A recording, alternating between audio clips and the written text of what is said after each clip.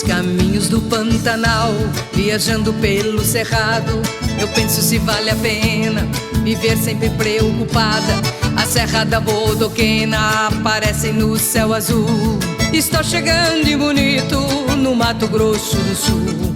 Esta bela região me lembra um tesouro encantado, antiga terra dos índios, de muita fazenda de gado. Procuro hoje no presente rever coisas do passado, buscando na natureza um futuro firme e sossegado. Respeito ao meio ambiente é a sua melhor qualidade. A ele se junta o desejo de aprender e fazer amizade, de receber com carinho, atenção e sinceridade, para que a visita se sinta como se fosse em sua cidade. Dourado, carancho pintado, arara, jiboia, gambá e anu, capivara, buju, seriema, viado, antaema, tucano e teiu, pacuri, bentivi, carandá, jatobá, pé de cedro, ipê amarelo, um chico, guatituio, iuga, sapaquitatu, tudo aqui é tão belo. Rio do Peixe, Miranda, Formoso, Sucuri, Mimoso, nascente do aquário, Cruz Azul, cavernas, lagoas e um gostoso banho no balneário.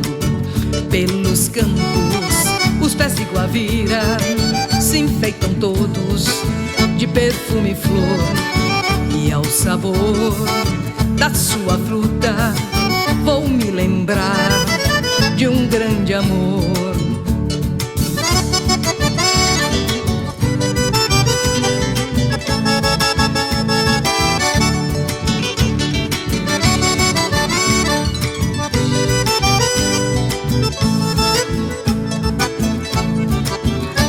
Dourado, carancho pintado, arara, jiboia, gambá e anu, capivara, buju, seriema, viado, entaema, tucano e teiu, pacuri, bentivi, carandá, jatobá, pé de cedro, ipê amarelo, anchico, guatituio, iugar, sapaquitatu, tudo aqui é tão belo.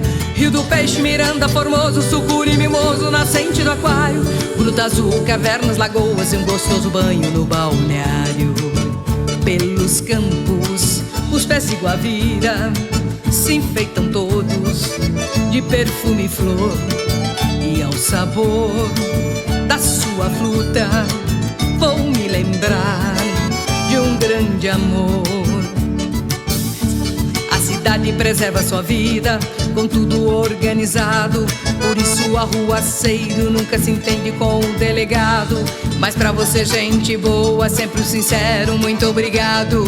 Siga a viagem contente, leve de bonito um abraço apertado. Siga a viagem contente, leve de bonito um abraço apertado.